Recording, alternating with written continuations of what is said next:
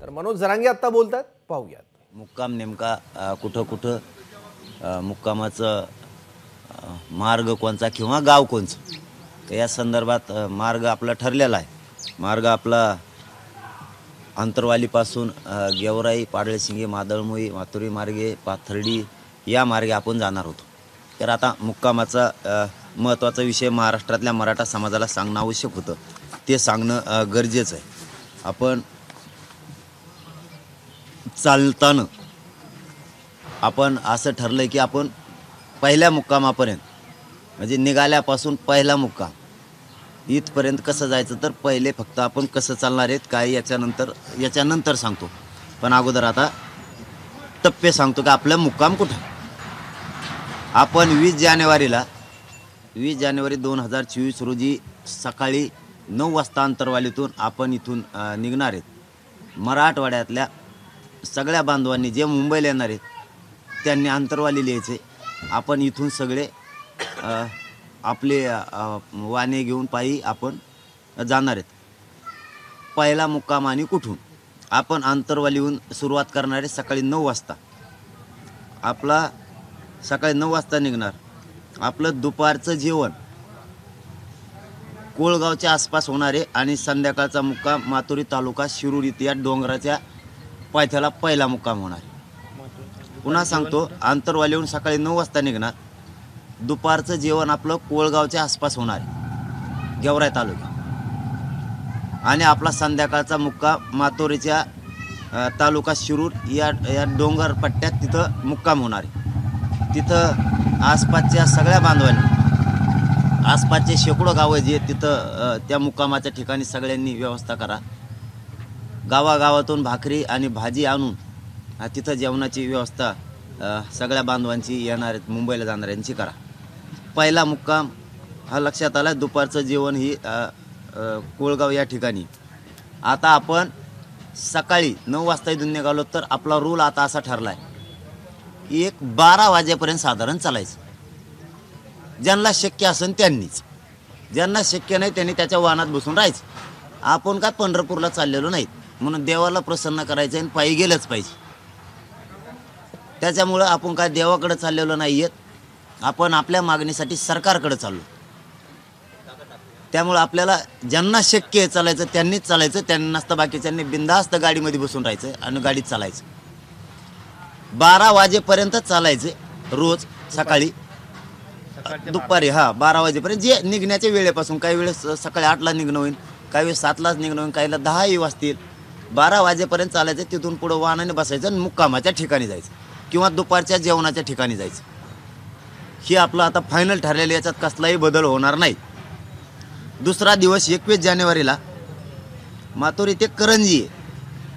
तर सकाळी 8 वाजता आपण त्या मुक्कामाच्या ठिकाणून निघणार आहेत माथुरीहून.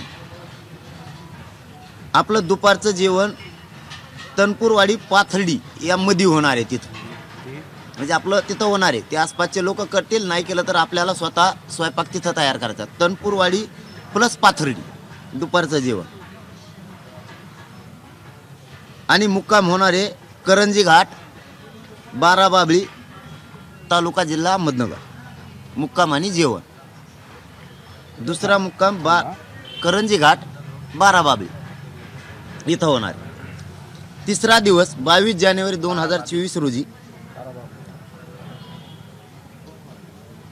बाराबाबळीतून सकाळी 8 वाजता, म्हणजे करंजी घाटातून पुन्हा 8 वाजता आपली रॅली, आपली पायदिंडी निघणार आहे. दुपारचं जेवण साधारण, याचा फक्त एवढा टप्पा थोडासा मागं पुढं होऊ शकतो. दुपारच्या सुपा तालुका पारनेर जिल्हा अहमदनगर, दुपारच्या जेवणाचं तिथं थांबण्यात येणार आहे. आसपासचे गावं शेकडो तिथं तयारी करतील, नाही केले तर आपण जाणाऱ्या बांधवांनी आपल्याला तिथं थांबून आपल्याला आपला स्वयंपाक करून जेवायचं. मुक्काम रांजणगाव तालुका शिरूर मुक्काम तिथं होणार आहे. आपला तिसरा मुक्काम रांजणगावच्या अलीकड पलीकडं किंवा रांजणगावमध्ये होणार आहे.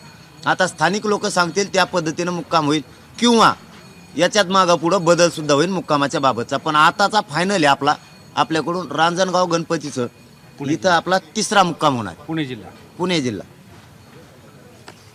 आपला चौथा मुक्काम आहे. रांजणगावतून आपण सकाळी 8 वाजता पुन्हा निघायला सुरुवात करणार आहे. कोरेगावच्या आसपास दुपारचं जेवण होणार आहे. त्या नदीच्या अलीकडच्या बाजूने किंवा पलीकडच्या बाजूने दुपारचं जेवण कुठेतरी होईल किंवा त्या गावाच्या हिशोबानं. त्यांनी केलं तर ठीक, त्यांनी नाही केलं तर आपण आपल्या स्वतः तिथं उतरून दुपारचे जेवण करूयात किंवा काही लोक पार्सल जेवण सुद्धा आपल्याला रस्त्यानं देणार आहेत. आपण तेच कुठेतरी उभा राहून खाऊयात किंवा मग रोडवरतीच किंवा आसपासच्या डोंगरावरती किंवा मैदानावरती गाड्या उभा करून जेऊ. शक्यतो जास्तीत जास्त रस्त्यानं शेकडो गावं आपल्याला पार्सल खायला खूप देणार आहेत. ते खाण्यासाठी जिथं पाण्याची व्यवस्था असेल, जिथं नदी असेल, जिथं पाणी पिण्याची व्यवस्था असेल त्या ठिकाणी आपण जाऊ, तिथं जेवण करू. काही नद्या आहेत, काहींना सकाळी आंघोळी करायचा प्रॉब्लेम आला तर मध्ये नद्यात मोठमोठ्याल्या दुपारच्या वेळेस आंघोळी करू. असं काय सकाळीच केलं पाहिजे असं काही नाही. दुपारा करू, तिसरा पारा करू, करून मुंबईला जाऊ. आणि उगाच काही जणांचं म्हणणं होतं 15 किलोमीटरचा टप्पा टाका, काहींचं म्हणणं होतं 20 किलोमीटरचा टाका. आपल्याला 1.5 महिना तर तिथं जायलाच लागेल. आणि काय वेळ द्यायचा सरकारला कशामुळं? आपण सरकारला 7 महिन्याचा वेळ द्यायला आता नाही द्यायचा. आपण आपले लोक जर महिनाभर चालले तर लोकांना प्रचंड त्रास होईल, प्रचंड त्रास होईल लोकांना. इथून तिथून पायी चालायचं आणि तिथं गेल्यावर काय ॲडमिट करायचे का मुंबईत लोक? त्यांच्या शक्ती तर राहिली पाहिजे बसायला. म्हणून तिथं काय देवाला प्रसन्न करायला चाललेलं नाहीत आपण. वारी नाही आहे. 12 वाजेपर्यंत चालायचं, 10 ते 12 वाहनात बसायचं, जेवणाच्या ठिकाणी मुक्कामाच्या ठिकाणी थेट गाड्या. एकदम सोपं, दनादन सगळ्यांनी. जे येणार नाहीत त्यांनी वाट लावायची. चौथा मुक्काम रांजणगावतून सकाळी 8 वाजता निघणार आहेत. कोरेगाव भीमाला दुपारी जेवण गावात किंवा थोडं मागं पुढं गावकऱ्यांच्या सोयीनुसार. चंदननगर खराडी बायपास मुक्काम पुणे. जेवण आणि मुक्काम तिथंच खराडी बायपास. तिथंच आसपास मागं पुढं जिथं व्यवस्था गावकरी करतील तिथं पूर्ण पुणे शहर हे बांधव जी तयारी करतील त्या ठिकाणी मुक्काम राहील. आसपासच्या खेड्यातून, आसपासच्या शहरातून, महानगरातून तिथं सगळ्यांनी घराघरातून 5-5, 10-10 जरी भाकरी आणल्या आणि भाजी आणली तरी लाखो लोक जेवू शकतील.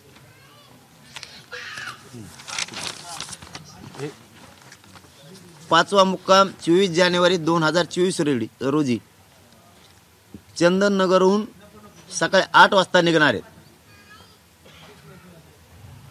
दुपारचं जेवण तळेगाव दाभाडी या ठिकाणी. तिथलं आसपासचं अंतर किंवा हे बघून थोडंफार मागं पुढं, परंतु परिसर तोच. कारण इकडे 10-10, 20-20 किलोमीटर राहणार आहेत. फक्त आता स्पॉट देणं गरजेचं आहे, कुठला पुढच्या तोंडाचा म्हणून ते देणं नसता मागं चालणार. आणि लोणावळ्याला मुक्काम आहे. जेवण मुक्काम लोणावळ्याला. तिथं डोंगर आहे, प्रत्येक मुक्काम डोंगरात आहे, शक्यतो गावात नाहीच. आमच्या वैयक्तिक काही अडीअडचणीमुळं आम्हाला मुक्काम डोंगरात टाकायची वेळ आली आणि ते टाकावं लागणार आहे. काही गावात सुद्धा असणार आहेत, नाही असं नाही. 6वा मुक्काम 25 जानेवारी लोणावळ्याहून सकाळी 8 वाजता निघणार. पनवेलला दुपारचं जेवण आहे. पनवेलला दुपारचं जेवण आपल्याला तिथं कुठं एखादं ते स्थानिक शहरातले तयारी करतील, ग्राउंड कुठं आहे काय, त्यांनी नाही केली तर आपल्याला आपला स्वयंपाक करून आपल्याला खायचं आहे. परंतु असं होणार नाही. जाग्यावर मराठ्यांनी इथून नेलेलं खायला रस्त्यात एक पावसावर सुद्धा उडणार नाही अशी शक्यता आहे. इतके हजारो शेकडो गावं तिथं जेवणाची पार्सल व्यवस्था, प्रत्यक्ष व्यवस्था करणार आहे. आपलं घेतलेलं साहित्य आपल्याला डायरेक्ट मुंबईत गेल्यावरच खावं लागणार आहे करून. त्यामुळं रस्त्यानं कुठं अडचण येणं असं वाटत नाही. आणि मुक्काम आपला वाशीला आहे, वाशी नवी मुंबई. 7वा दिवस 26 जानेवारी. 26 जानेवारीला आझाद मैदानावर मराठ्यांचं उपोषण आमरण सुरू होणार किंवा शिवाजी पार्क. या दोन्ही जागा आम्हालाच पाहिजेत. या दोनही जागा आम्हाला पाहिजे. 26 जानेवारी सकाळी. हा, आता वाशीहून ते आम्ही निघतोय 8 वाजता. चेंबूरहून आम्ही पायी जाणार आझाद मैदानपर्यंत. दुपारचं जेवण याच्यात म्हणजे वाशीहून याच्यात कसं जेवण काय जेवढा ऐकून घ्या. वाशीहून थेट आझाद मैदान नाही, चेंबूरपर्यंत. चेंबूरहून आम्ही सगळे पायी जाणार आहेत. चेंबूरपर्यंत वाहनाने जाणार आहे का? हा, एखाद्या दिवस वेळ आली तर आली कोण, पण ते अंतर खूप होतं. 30 किलोमीटर अंतर आहे ते सगळं. 30 किलोमीटर तुटणं सोपं नाही आम्हाला. म्हणून चेंबूरहून जर गेलं, असं मराठा समाजाचं म्हणणं आहे की आपण चेंबूरहून जर गेलो तर बरं राहील. आणि काहींचं म्हणणं आहे वाशीत जो मुक्काम आहे वाशीपासूनच पायी जायचं. आता शेवटीचा डिसिजन इथं फक्त 2 आहेत, पायी कुठून जायचं एवढंच आहे. बाकी सगळं क्लिअर आहे, याच्यात काही बदल होणार नाही. जर सगळेच म्हणले वाशीतूनच पायी जायचं तर वाशीतूनच जाणार आहेत. आणि जर चेंबूरमधून म्हणले तर चेंबूर, पण ते एकूण एकच होणार आहे. पायी जायचं म्हणलं की वाहनं संघ आहेत, ते पायी चालल्यासारखंच चालणार आहे. ते सगळं कुठूनच चाललं तरी. आता माझी मराठा समाजाला विनंती आहे, महाराष्ट्रातल्या मायबापा हो, ही शेवटची लढाई, आरपारची लढाई. आम्ही चाललो आहे या महाराष्ट्रातल्या लेकरांना न्याय मिळावा म्हणून. महाराष्ट्रातल्या सगळ्या मराठ्यांच्या पोरांना आणि महाराष्ट्रातल्या मराठा समाजाला सरसकट ओबीसीतून आरक्षण मिळावं म्हणून आपण 20 जानेवारीला मुंबईकडे निघालो आणि 26 जानेवारीला आपण आमरण उपोषण सुरू करतो. हे देशव्यापी आंदोलन असल्यासारखं इतकं टोकाचं आमरण उपोषण होणार आहे. तुमच्या ताकदीवर आणि तुमच्या बळावरती आम्ही मुंबईला चाललो आहे. मायबाप मराठा समाजाच्या पाठबळाची आणि आशीर्वादाची आम्हाला गरज आहे. आम्ही मरेपर्यंत हटणार नाही हा शब्द मराठा समाजाला आहे. परंतु 20 जानेवारीला समाज आंतरवालीतून निघतोय. जरी पहिल्या टप्प्यात आम्हाला कळलं आहे, आमच्या कानावर कुणकुण आलेली की पहिल्या सुरुवातीला थोडे राहणार आहेत, लोक कुठं कुठं येणार आहेत याचंसुद्धा लोकांनी लोकेशन जोडलेलं आहे. जसं जसं पुण्याच्या आसपास येईल त्यावेळेस 2-2 करोडचा आकडासुद्धा क्रॉस होणार आहे. जे जजमेंट दिलेत शासनानं, जे लेखी गणितं केलेत यांचे पूर्ण गणित कोलमडून जाणार आहे. गणिताचं पूर्ण गणित बिघडून जाणार आहे यांचं, की जे दिल्यात. कारण ते आपल्यालाच विचारायचे आणि सरकारला माहिती पुरवायची किती वांधा नाही. यावेळेस मराठ्यांनी सांगितलंच नाही, काहींनी सांगितलं, काहींनी सांगितलंच नाही. मराठी हुशार झाले, त्यांचं गणित चुकणार आहे 100%. परंतु माझी मराठा समाजाला विनंती, एक असो, एकटा मनोज जरांगे असो किंवा 1 लाख चलत असो, मी मात्र मुंबईला 20 जानेवारीला इथून निघतोय. महाराष्ट्रातल्या मराठा समाजाला शक्य असेल त्यांनी सगळ्यांना मुंबईकडे या. कारण एवढीच संधी आहे मराठ्यांचे लेकरं मोठं करण्याची. ही संधी सोडू नका. आता माझी शेवटची पुन्हा मराठा समाजाला एक विनंती की आंतरवालीत जे येणार नाही आहेत त्यांनी वाटा लावण्यासाठी या. आणि मराठवाड्यातल्या माता मावल्यांनी, गोदापट्ट्यातल्याही माता मावल्यांनी, जालना जिल्हा आणि बीड जिल्ह्यातल्या विशेष करून जास्तीत जास्त माता मावल्यांनी ताकदीनं जे मुंबईकडं पोरं चालले त्यांना वाटा लावण्यासाठी शेवटच्या मुक्कामापर्यंत या. आणि आपण आपले वाहनच घेऊन या, म्हणजे वापस तुम्हाला जायला सुद्धा सोपं राहील. हे प्रत्येक जिल्ह्यानं करायचं. म्हणजे बीड आणि जालना जिल्ह्यानं इथून वाटा लावायला पहिल्या मुक्कामापर्यंत यायचं. ज्यावेळेस आपण नगर जिल्ह्यात जातो त्यावेळेस नगर जिल्ह्यातल्या लोकांनासुद्धा त्या मुक्कामाच्या ठिकाणापर्यंत वाटा लावायसाठी यायचे, तिथून पुढच्या नाही. असं मुंबईपर्यंतच्या जिल्ह्यानं मुक्कामाच्या ठिकाणापर्यंत येण्यासाठी त्यांच्या शिवाच्या हद्दीवर त्यांनी यायचं. उदाहरणार्थ पुणे नगरच्या हद्दीवरती पुण्यांच्या जिल्ह्यातल्या बांधवांनी यायचं. नगरच्या हद्दीच्या बॉर्डरवर नगर जिल्ह्यातल्या बांधवांनी यायचं. आणि बीड जिल्ह्यातल्या शिवाच्या हद्दीवर बीड जिल्ह्याने यायचं. तसंच नवी मुंबईच्या लोकांनाही त्याच पद्धतीने यायचं. फक्त मराठवाड्यातल्या सगळ्या बांधवांनी ज्यांना मुंबईला या रॅलीत सहभागी व्हायचं आहे, या पायी दिंडीत सहभागी व्हायचं, त्यांनी आंतरवालीला यायचं. आपण सगळे सोबत 20 तारखेला आंतरवालीहून इथून निघू. आणि जे येणार नाही आहेत त्यांनी वाटा लावायसाठी सुद्धा आंतरवालीतच आपण आपले आहेत ते मराठ्यांनी वाहनं बाहेर काढा. मराठवाड्यातले जेवढे वाहन आहेत, मराठ्यांच्या मोटरसायकली काय काय असतील ते वाटा लावण्यासाठी या पहिल्या मुक्कामापर्यंत. पहिल्या मुक्कामावर वाटा लावा आणि आपण वापस जा. याच्यामध्ये कुठे कुठे आता तुम्ही सांगितलं, पण कुठे कुठे कसं लोक सहभागी होऊ शकतात? पुन्हा लोक पुण्याकडे जास्त सहभागी होणार आहे. म्हणजे करोडोचा आकडा तिकडं क्रॉस होणार आहे. परंतु काही मराठा समाज असा आहे की मी शेवटी नाही, मी पहिल्याच दिवशी सहभागी होणार आहे, असं मराठा समाजाचं काहींचं म्हणणं आहे. मला या आरक्षणाचा विजयाच्या लढ्याचं साक्षीदार व्हायचं आहे असं त्यांचं म्हणणं आहे. मला या लढ्यात मी सगळ्यात समोर होतो किंवा मी सगळ्यांच्या पाठीशी खंबीर होतो, म्हणून मला 20 जानेवारीपासूनच या आंदोलनात सहभागी व्हायचं आहे. असा आकडा खूप मोठा आहे की शेवटच्या दिवशी तिथं जायचं, शेवटच्या मुक्कामाच्या दिवशी. आणि महाराष्ट्रातून प्रचंड मोठा ओघ शेवटच्या मुक्कामाच्या दिवशी येणार आणि मग ते सगळेचे सगळे मुंबईकडे जाणार. आणि काहींचं म्हणणं असं आहे की आम्ही पहिल्या दिवसापासून आम्हाला साक्षीदार व्हायचंय. आम्ही 20 जानेवारीपासूनच आंतरवालीतून सहभागी होणार आहे. वाहनांचं कोणती कोणती वाहनं असणार आहेत आणि ती पायी मोर्चाच्या त्या पायी आंदोलनाच्या अगोदर मागे असणार आहेत का पुढे असणार आहेत? त्या वाहनांचं काय? ते आता पहिल्या मुक्कामात आम्ही त्यांचं व्यवस्थित प्लॅनिंग लावणार आहे. कारण हे पहिला दिवस असल्यामुळं पहिल्या दिवशी ते नियोजन होणारच नाही, मुक्कामाच्या ठिकाणी ते होणार आहे. वाहनं मात्र सगळे आहेत, म्हणजे आता वाहनाचं नाव सांगायला घेत नाही, सगळे आहेत. रिक्षापासून ट्रॅक्टरापर्यंत टेम्पो ट्रका सगळं आहे, सगळं काहीच नाही असं, सगळेचे सगळे वाहनं घेतले. फक्त एवढीच विनंती, आता मागं नका राहू. अशी संधी आपल्या लेकरं मोठं करायची पुन्हा येणार नाही. सगळ्या मुंबईकडे चला. राहण्याची जिथं मुक्काम आहे तिथं उघड्यावरच झोपणार की काय, पाली टाकणार की काय? त्याचं त्या मुक्कामाचं काय नियोजन आहे? प्रत्येक जणानं आपण आपलं झोपण्यासाठी सगळ्या वस्तू घेतलेल्या आहेत, खाली साठी पण आणि वरच्या बाजून आपण त्याला आपण रावठ्यासारखं म्हणूयात किंवा ते मेन कापडाचं जे त्यांनी घेतलेलं आहे. कारण थंडी आहे, मुंबईत प्रचंड गरमी. लोक आपले आता जाऊन आलेत, सगळ्यांनी शर्ट काढून टाकले होते. प्रचंड गरमी आहे, त्यामुळे तिथं ताण नाही आमच्या लोकांना. रस्त्यानं जाताना थंडीचा पावसाचा त्रास आहे, तर त्यांनी त्या वस्तू घेतल्यात आणि आपण आपल्या वाहनाजवळ सगळे झोपणार आहे. हे विशेष करून सगळ्यांनी लक्षात ठेवायचं. प्रत्येकानं आपल्या गाडीत स्वतः जेवढे माणसं आहेत ते सगळ्यांना आपण स्वयंसेवक म्हणून काम करायचं. स्वतः आपल्या लोकांचं संरक्षण आपण करायचं. यावेळेस आम्ही स्वयंसेवक घेतलेले नाहीत. प्रत्येक गाडीतल्या माणसानं स्वयंसेवक व्हायचं आणि आलेल्या अडचणीला सामोरं जायचं, सगळ्याच्या मदतीला यायचं. आपल्या वाहनाजवळच आपण सगळ्यांनी झोपायचं, कारण आपल्या वाहनाचं संरक्षण आपल्यालाच करायचं. कोणी त्याला गालबोट लावणार नाही याची दक्षता आपल्यालाच घ्यायची. कोणीही व्यसन प्यायचं नाही किंवा दारू पिऊन त्याच्यात यायचं नाही, नसतं त्याला तिथं ठुलं जाणार नाही. जाळपोळ उद्रेक करणारा आंदोलक आपला नाही. सगळ्यांनी शांततेत आंदोलन करायचं. सगळे आमरण उपोषण करण्यासाठी हा मराठा मुंबईत धडकणार आहे, हेही लक्षात ठेवायचं. जर कोणाला उशीर झाला, कोणाची गाडी पंक्चर झाली, कोणाचं डिझेल नाही भेटलं म्हणून मागं थांबला, त्यांनी गडबडच नाही करायची, निवांत थांबायचं. त्यांनी त्याच्या गाडीचं सगळं व्यवस्थित काम करायचं आणि मागून यायचं. लोक पुढे गेले मग धावपळ, अजिबात धावपळ नाही. एका लाईनीत सगळ्यांना राहायचं. शेवटच्या टोकाचा माणूससुद्धा आंदोलनात सहभागी आहे, 100%. तुमचं श्रेय मराठा समाज कधीच विसरणार नाही. तुम्ही पुढच्या कडीला आहेत का मागच्या कडीला आहेत.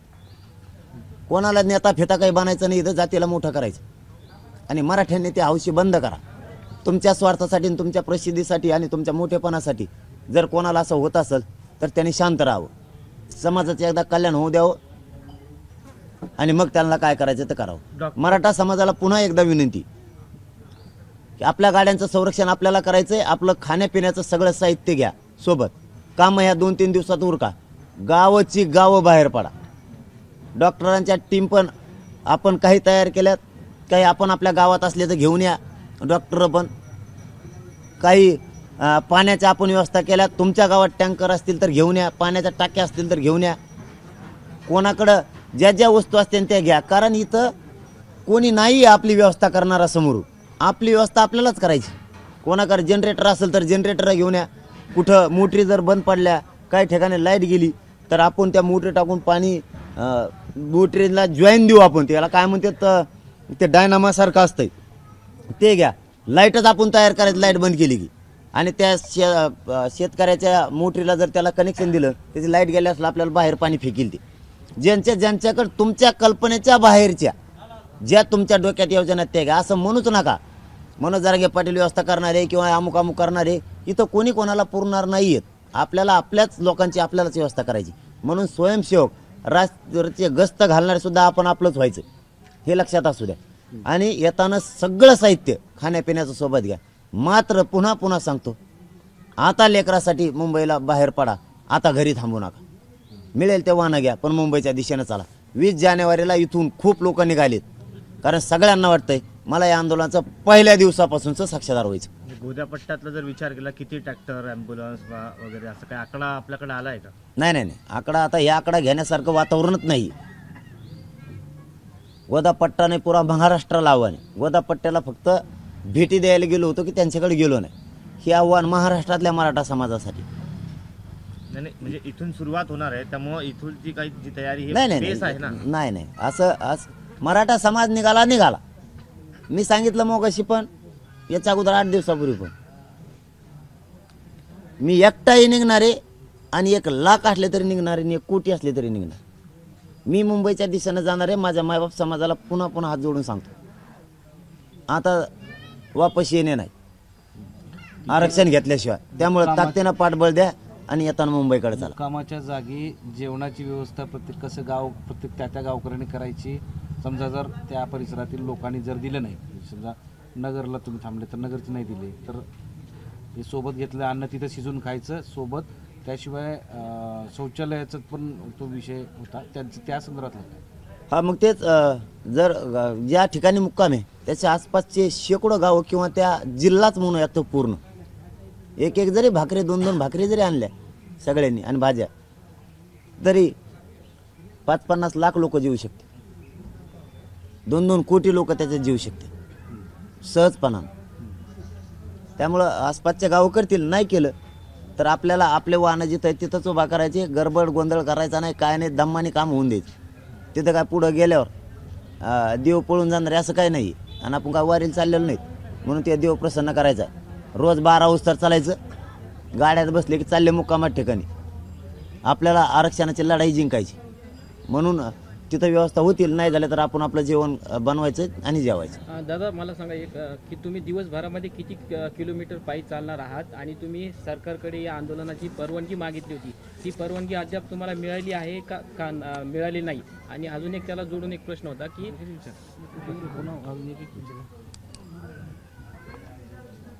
जवळपास अंतरवाली ते माथुरी 73 किलोमीटर होते. माथुरी ते बाराबाब करंजी घाट 77 होते. बाराबाबळी ते रांजणगाव 79 किलोमीटर होते. आमच्या ह्याच्यात थोडंफार मागं पुढं होईन 10-5 किलोमीटर ते. अशा पद्धतीने 90-100 किलोमीटरच्या आसपास प्रत्येक मुक्काम. कारण आम्ही जर 10, 15 आणि 20 किलोमीटर जर चाललो तर आम्हाला किमान 1 महिना लागणार आहे जायला. आणि लोक इतके थकणार आहेत म्हणजे हे असं होईल की लोकांची हरबड केली, इथून नेले तिथून येऊन ॲडमिट केले आणि मग आरक्षणात लढायची कशी. त्यामुळं असं डोक्यात आलं सरकारला वेळ द्यायचा नाही आणि आपण जायला दमलो नाही पाहिजे. आता जर 20 किलोमीटरचा टप्पा टाकला तर ते 600, 550, 600 भरत. 1 महिना कंप्लीट लागणार आहे. 1 महिन्यात आमच्यावरच्या भाकरी संपत्या आणि पिठं संपते इकडंच. नाही पण एक व्यक्ती दिवसाला सरासरी 30 ते 40 किलोमीटर चालू शकतो, फार तर तो ताकदवान असला तर. तो 80 किलोमीटर 70 किलोमीटर चालणार कसा, याचं काय गणित आहे? आम्ही कुठं चालायलो हां काय तिथं का पंढरपूरचं पांढरंग काय हां म्हणून पायी गेल्यावर प्रसन्न करायचं त्यांना. हां. आता टाइमात दिला नाही 7 महिन्याचा. यांच्याच मान्याप्रमाणे वागायचं का प्रत्येक वेळेस? नाही पण प्रश्न असा आहे का ना, प्रश्न असा आहे की तुम्ही सुरुवातीलाच म्हणाले हा मग पायी चाललो ना. ज्यांना शक्य असेल त्यांनी पायी चालायचं, ज्यांना शक्य नाही त्यांनी गाडीत बसायचं. हो. पण पायी जर तुम्ही निघाले तर फार फार तर 30 किलोमीटर 40 किलोमीटर दिवसाला जाऊ शकतो. मला 12 वाजता जेवढं चालता येईल तेवढं चलन मी आणि लगेच इष्टीत बसन, ते गाडीत बसन आणि पुढे जाईन ते मुक्कामात ठिकाणी. आम्ही काय ठेका नाही घेतला यांचं पै जायला. पै गेल्यावर आरक्षण देणार असले ना मी 24 घंटे उभा नाही राहत. चला चॅलेंज सरकारला स्वीकारत असलेत बघा. 24 घंटे उभा नाही राहत, झोपणार नाही रात्रंदिवस सारखा चलत चालल्यामुळे जर ते आरक्षण देणार असले तर मी एकटा येतो. मराठा समाज सुद्धा नाही. इथून मुंबई पोहोचतो तर थांबत नाही. मी आपला चालतो उभाट्यात झोपा. चॅलेंज आहे सरकारला. ही चेष्टा नाही, विनोद नाही, चॅलेंज आहे. मी पोहोचतो चालल्यामुळे थोडंच देणार आहेत. आम्हाला मुंबईत जायचंय त्याशिवाय देत नाहीत. सकाळी 12 वाजेपर्यंत आम्ही दुपारच्या चालणार आहे. एक पायी चालण्याचं तुम्ही सांगताय नियोजन, वाहनांचं नियोजन कसं असेल? कारण पायी चालणं, माणसं रस्त्यावर असतील, वाहनांची संख्या तेवढीच मोठी असेल, मग ते ट्रॅफिक जाम, मग अडचणी बऱ्याच गोष्टी, त्याच्या कशासाठी काही नियोजन केलंय? रस्ता मोकळा करून देते ना आम्हाला. ते ट्रॅफिक जाम कसं काय होईल? ते आता रस्ता मोकळा करून देत ना आम्हाला. ज्या मार्गे जायचं त्या मार्गे. एक महाराष्ट्रात हजारो रस्ते त्यातलं एक तर मागितलं आम्ही चालायला आणि ते नाही दिलं त्यांचे ट्रॅफिक जाम म्हणून आम्हाला काय करायचं? आम्ही कोण जात होतो बाळकांड्याने पलीकडून पुढं. मग या आंदोलनासाठी तुम्ही परवानगी मागितली होती, तर त्या परवानगी तुम्हाला मिळाल्यात का? किंवा मग शासनानं तुमच्या आंदोलनासाठी काही व्यवस्था करून दिली का? आम्ही परवानगी मागितले देत नाही, नका देणार. आम्ही जाणार मुंबई काय आमची नाही काय. आम्ही तुमची इज्जत दिली केली ना, तुमचा सन्मान केला, कायद्याचा केला, सरकारचा केला, आम्ही दिली. तुम्ही नाही दिली तर आम्ही काय करतात? आम्ही जाणार आहेत मुंबईला. तुम्हाला देऊ नका म्हणलं का आम्ही दिला त्यांचं काम आहे ना. त्याने असं मानलं पाहिजे होतं आम्हाला दिलंच नाही, मग ठीक होतं. आम्ही दिले, तुम्ही द्यायचं की नाही तुम्ही तुमचं ठरा. अजून उत्तर नाही आलं तुम्हाला? उत्तर नाही आलं ना, ते चर्चेचाच कटाळा आलाय मला. सकाळीच एक चर्चा झाली. तुम्ही ज्या मार्गातून चंदननगर खराडी बायपासवरून निघणार आहेत, तो पुढचा सगळा पुणे शहराचा भाग आहे आणि पुढे एक्सप्रेस हायवे आहे, जिथं पायी चालण्यामध्ये किंवा मोटरसायकलला जाण्यासाठी परवानगी मिळत नाही. तर तिथं परवानगी घेणं अपेक्षित आहे, कारण ते जर रस्ता बंद झाला तर मुंबई पुणे ही जी लाईफलाईन आहे ती पूर्ण क्लोज होऊन जाईल. नाही कसं काय माणसा जायला रस्ता नाही, माणसा जायला कसं काय रस्ता नाही. वाहनं जाते एवढं मोठं, आम्ही काय वाहनापेक्षा टप्पू आहे काय? कसं काय जायला नाही. आम्ही जाणार आहेत हा भाग. आम्ही वाघोली येरवाडा मार्गे, पुण्यातून वाघोली येरवाडा मार्गे औंध गावातून जगताप डेअरी, डांगे चौका मार्गे पिंपरी नाही चिंचवड, डांगे चौकातून चिंचवड, देव फाटा, देव रोड, तळेगाव, वडगाव मावळ, कालीभज आणि मुक्कामाला लोणावळ्याला. म्हणजे आम्ही पुण्यात 2 दिवस आहेत. आम्हाला पुन्हा बघायचं, पुण्यात 2 दिवस आहे. आम्ही व्यावहारिक कसे तयार केलेत, कसं काय जाऊन देत नाही. ते काय ते कुंकड कोणच्या बोळकांना घुसता येते. आणि मग कसं काढलेत बोळे आम्ही रस्त्या, नाही काय इकडून एकलाच रस्ता आणि इकडून तिसराच काढला. ती काय थांबा ना, आमका टाईप करून आणून द्या ना, तुम्ही आधीच काढी जा सगळं. हे काय इकडून नाही इकडून हा बघ इकडून एक. ओके. दुसरं, आता हे सगळं नियोजन झालं, पण सरकारच्या वतीनं सुद्धा तुम्हाला अजूनही आज सकाळी आलेले होते, त्यामुळे होप्स आहेत की आता तुम्ही 20 तारखेला जायचंच म्हणून महाराष्ट्रातल्या मराठ्यांना आवाहन करता? 100% मुंबईला जाणार सगळा मराठा समाज. लेकरू म्हणून चाललोय, पाठीशी उभा राहा एवढीच माझी मराठा समाजाला हात जोडून विनंती. आरक्षण घेण्यासाठी जातोय आणि सगळा मराठा समाज सुद्धा सोबत येणार आहे. जे पोरं मुंबईकडे जाणार आहेत त्यांच्या पाठीशी मराठा समाजानं ताकदीनं उभा राहा. तिकडं जर पोरांना काही त्रास झाला तर इकडच्या माता मावल्यांनी आणि राहिलेल्या लोकांनी इकडच्या मंत्र्याच्या आमदाराच्या घरालाही वेळा टाकून बसायचं शांततेत. यापूर्वी तुम्ही या आंदोलनाच्या संदर्भात उद्भवणारे धोके किंवा अडचणी या संदर्भात सांगितलं होतं. डिझेल पेट्रोलचा विषय सांगितला होता, किंवा कोणीतरी मध्ये घुसण्याचा प्रकार करेल, काहीतरी त्रास देईल. त्याच्यानंतर महिला सुरक्षेचा विषय आहे. या संदर्भात सगळं तुमचं नियोजन काय? त्याचा आमचे लोक आमच्या नजरेनं लक्ष ठेवणार आहेत बारकाईनं. आपल्या आसपास कोणी काही करतंय का? आमची जी हद्द आहे, आम्ही ज्या रोडवरती आहेत किंवा ज्या ठिकाणी आंदोलनाला बसलो तेवढाच एरिया आमचा. त्याच्या आत काहीही होणार नाही. त्याच्या बाहेर 10 फुटावर झालं तरी आम्हाला देणं घेणं नाही. त्याचा आंदोलकाशी आणि त्या आंदोलनाचा काहीही संबंध नाही. ते कोण आहे ते सरकारने बघायचे आणि त्यांना तिकडे जाऊन द्यायचं. आपल्या याच्यात जर कोणी गालबोट लावायचा प्रयत्न करत असला तर सगळ्यांनी मिळून त्याला पोलिसाकडे धरून द्यायचं, कारण ते आपलं नाहीचे. ते नाश करायला आले, नाही तर प्रसिद्धी कमवायला आले, किंवा त्याला स्वतःचं नाव मोठं होण्यासाठी जातीचं वाटलं झालं तरी चालतंय, पण फक्त स्वतःचं नाव मोठं झालं पाहिजे म्हणून स्टंट करायला आणि टीव्हीच्या दिसण्यासाठी, टीव्हीच्या बांधवांचं दिसण्यासाठी ते स्टंट करायला येणार असला तो बी आमचा नाही. कारण इथं जात मोठी झाली पाहिजे, तू नाही, तुझं नाव नाही, तुझी प्रसिद्धीची हाव नाही, तुला काय नेता फाता व्हायचं असं माहीत नाही, पण इथं नाही. तिकडं दुसरा उद्योग कर काही आणि मग नेता होय नाही, तुला काय व्हायचं तू. इथं जात मोठी आहे, इथं प्रसिद्धीची हाव करायची नाही, कोणी स्टंट करायचा नाही. त्याच्यात टी व्हीला येण्यासाठी किंवा सरकारकडे दिसण्यासाठी इथं स्टंट करायचं नाही. तो आंदोलक आपला नाही, सगळ्यांनी मिळून धरून द्यायचं. मग तो कोणी असो, मी असलो तरी सुट्टी नाही. तर मुंबईमध्ये उपोषणासाठी ओबीसी आंदोलनासाठी ओबीसीने सुद्धा मागणी केलेली आहे आणि मंत्री छगन भुजबळ असं म्हणालेत की जर त्यांना परवानगी देत असेल तर आम्ही पण तिथं जाणार. तुला नंतर नाही का करता यायचं, कदम नाही गाणं तुला टोकरी देवा त्याची आळी, त्याला असं लोकांनी करायला लागले. तुला मनाचं काहीच कळत नाही का रे? दुसऱ्यांनी सभा घेतलं की तू घेतो कांदा सगळी तू उग घेणं देणं कसलं काय रे रेडपट लोक. खरं त्याचं नका विचारू जाऊ, मग हेच होत आहे बा. त्याला काय आता आम्हाला उपोषण करायचं लगेच त्याला करायचं, जा अशी नाही कुटकुटून. ते उपोषण सोपं असतं का? चौकून धरून निघो तू, तो केलेला आहे का? हो ना, सगळं देतो सोडून. आम्ही कार्यक्रम केला तसंच करतो. मी जरा टकोर भरू घे राहीन का? मला दिवसभर उभा राहतो डोक्यावर उभा, अशी स्टंटच करायचं आहे तुला, आम्ही करतो तसे तर मला दिवसभर टोकरवर उभा राहत आहे, तू राहशील वर टांगड्यावर करून. मग हे काही करतं ही. आम्ही परवानगी घेतली लोकशाहीनं, हे बघा त्यांना हे अधिकार आहे, परंतु मुद्दाम जाणून बुजून करणं हे चांगलं नाही. मराठ्यांनी काय केलं म्हणजे तुम्हाला करायचं आहे, म्हणजे तुम्ही जाणून बुजून करणं हे जाणून बुजून चांगलं नाही. याला लोकशाही म्हणलं जात नाही, किंवा याला समानताही म्हणलं जात नाही, किंवा समतासुद्धा म्हणलं जात नाही. माणसाला कळायला पाहिजे, एकाच झाल्यावर एकानं करायचं, त्याने केलं म्हणून हे करा. आणि मराठी जर तुम्ही इथून पुढं काही करायला लागले आणि मराठी जर तसं करायला लागले तर तुमचा जिथं मंडप असेल तेच मंडप नेऊन टाकायचं, जमून करा. मग होईन का सहन तुम्हाला? आता आमचं आरक्षण गुतलंय म्हणून आम्ही तुमचं सहन करतोय. आता कधी काळी तुमच्यावर तशी वेळ आली आणि तुम्हाला आंदोलन करायची वेळ आली, मराठी मोकळे झालेले जो समजा, मग आम्ही चौकून मंडप टाकलं जमन का तुम्हाला? असं नाही चालत. एकमेकाला क्रॉस चालून विरोध करून नाही चालत. त्याला कवा कळन ते कळवा. त्याला ते लयच मोघम कामातून गेले.